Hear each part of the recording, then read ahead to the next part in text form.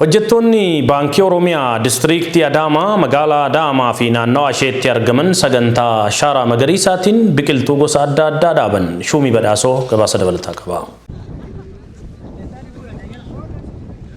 Jijjiirama qilleensaa addunyaa raasaa jiruuf furmaanni kunuunsa bosonaa gochuudha. Kana kan hubattee biyyi Itoophiyaa waqtii roobaa gannaa bara baraan biqiltoota miliyoona hedduun lakkaa'aman dhaabaa jirti. Waggoottan darbanis biqiltoota dhaabaa kan jirtu Itoophiyaan qilleensa fooyyessuuf daandii gaarii gubbaa jirti.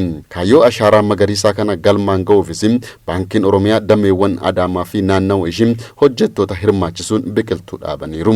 Erguma biqiltoota dhaabuu qabnee faayidaa isaa ifatti agarree jirra jedhu Daarektarri Baankii Oromiyaa Damee Adaamaa Obbo Biraanuu Asheetum. Qilleensi nu fooyya'ee jira. Bokkaan yeroo nu roobaa jira. Faayidaa isaa gatii argineef kanaan duraree aadaa godhannee jirra.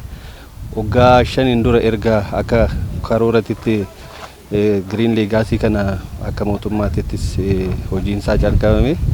Sakkeessatti baankiin keenya fi uummanni keenya biqiltuu dhaabuu keessatti gahee guddaa qaba. Aadaa kana immoo already guddisaa jirra.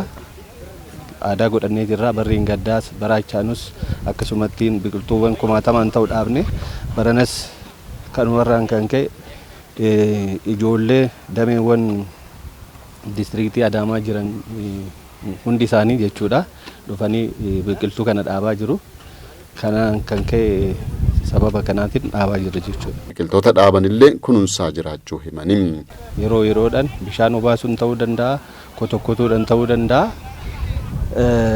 Biqiltuu dhaabuu qofa odoo hin ta'in guddina isaa bu'aa isaa argachuu gatiin irra jiruuf kana waan itti fufnee hojjennu ta'uudha jechuudha. Hojii guyyaa tokko odoo hin ta'in hojii yeroo yeroon hojjetamu dhaabbatamee waan gatamu miti. Namni ijoollee isaa dhalee miidhatti hin gatu. Waan ijoollee isaatii barbaachisu hamma inni of danda'utti godhuutu irra jira. Kanaaf amma ijoolleedha jechuudha kan lafa godhaa jirru. Bishaan barbaachisuu danda'a, aramni shaffaneetoo irraa kaasuu danda'a. Isa immoo foolaappe goone guddina biqiltuu kanaatiif waan godhuun irra jiru gargaarsa akka baankittis ta'e akka dhuunfatittis biqiltuu kana foolaappe godhaa jirra jechuudha. Aadaa isaan qaba. Biqiltuu kanas bulchiinsa magaalaa Adaamaa keessa kan dhaaban yoo ta'u hojjettoonni Baankii Oromiyaa dameewwan magaalaa Mojoo Malkaasa'aa fi Oolencitii irratti hirmaataniiru.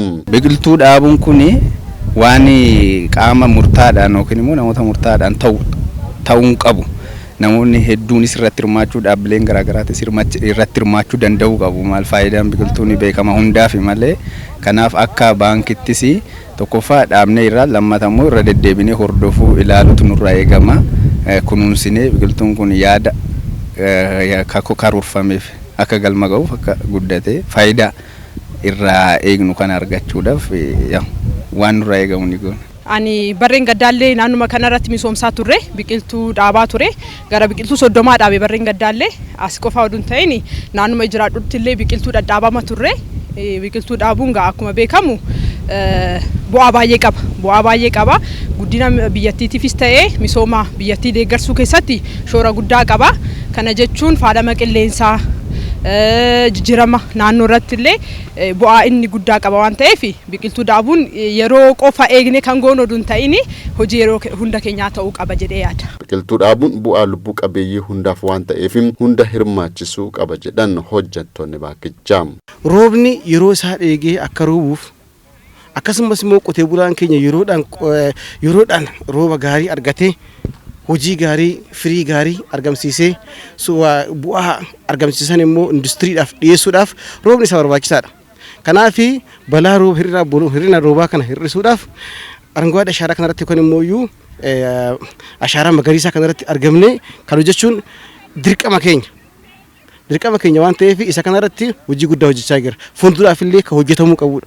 Kun nuti akka biyyattii qofa osoo hin ta'in addunyaan illee barumsa guddaa nurraa fudhatee kanarratti hojjechuu qabudha. Haamilee gaarii akka shamarranitti baay'ee kaka'umsa gaarii qabna. Biyya teenyaafis akka Adaamaa distriiktii Oromiyaa baankiidhaafis baay'ee haamilee gaariidhaan kaka'aa jirra. Biqiltuu baay'ee dhaabuudhaan biyya keenya misoomsuuf haala gaariidhaan kaka'aa jirra.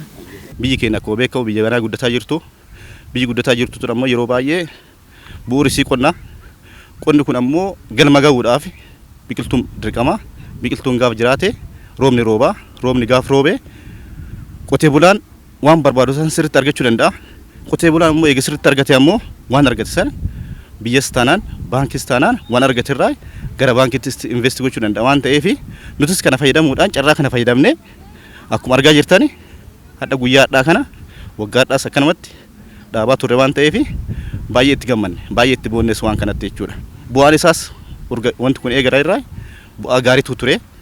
Bu'aa ture kana ammoo hundi keenya akkuma argaa jirru roobni fakkeenya bara darbee fi bara kanas rabbiin galanna ga'u galata rabbii soddoo dagachuun taane arungaadee kana sababa godhachuudhaan waanis baay'ee nu roobaa jira waan ta'eef kana rabbiin galateeffachuu barbaanna.